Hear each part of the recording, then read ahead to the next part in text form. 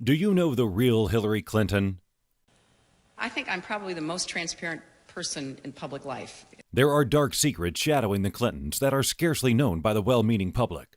Just like the Bush dynasty, the Clintons are shrouded in a pit of deception and tyranny. In 1973, during the Watergate hearings, Hillary Clinton, a 27-year-old lawyer, was called a liar by Jerry Zifman, a Democrat. He said she was an unethical, dishonest lawyer who conspired to violate the Constitution, the rules of the House, the rules of the committee, and the rules of confidentiality. Can these claims really be true?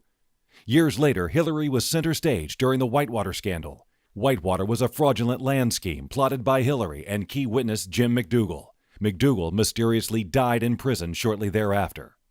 During Bill's administration, Hillary ordered the firing of Billy Dale, head of the White House Travel Office. She trumped up charges of tax irregularities to justify his firing. She then put her personal friends in charge, Harry and Susan Thomasis, to reap the profits of this government travel program. September 11, 2012, a U.S. diplomatic embassy was attacked by terrorists that killed U.S. Ambassador Christopher Stevens and 3 others.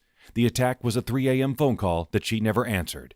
There is something much more sinister going on here. Is Hillary Clinton really the tip of the spear? Or is she being controlled by a larger conspiracy? The Council on Foreign Relations is a group that promotes world government through control of the media, foundation grants, education, and pushes a globalist agenda throughout Congress. Some have rightly stated the CFR is the policymakers for Congress. In 1954, Senator William Jenner warned, "Outwardly, we have a constitutional government. We have operating within our government and political system another body representing another form of government, a bureaucratic elite which believes our Constitution is outmoded." The Council on Foreign Relations was incorporated in New York on July 29, 1921. Founding members included infamous banking elites J.P. Morgan, John D. Rockefeller, and Paul Warburg.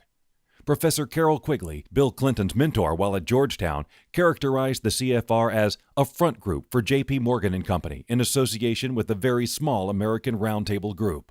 The CFR's involvement in the U.S. government and politics is not new. Since 1940, nearly all presidential candidates have been CFR members. In 1980, CFR candidates for president included John Anderson, Howard Baker, George Bush, and Ted Kennedy. After Ronald Reagan won the presidency, some 57 elites had been mentioned as considerations for appointments by Reagan. Today, we see the CFR's control continue to grow. Longtime CFR member Hillary Clinton, in 2010, accidentally revealed the truth about who controls her and much of the federal government. Thank you very much, Richard, and I am delighted to be here in these new headquarters. I have been often to, the mothership in New York City. But it's good to have an outpost of the council right here down the street from the State Department. We get a lot of advice from the council, so this will mean I won't have as far to go to be told what we should be doing and how we should think about the future. Does this sound like the makings of a free society to you? Are the people really in control of their government? Do we really have 2 free, independent parties known as the Democrats and Republicans? There is a hidden oligarchy pulling the strings behind the red curtain. Do you see it? We are on a mission to air this mini-documentary on the internet, television, and radio across America.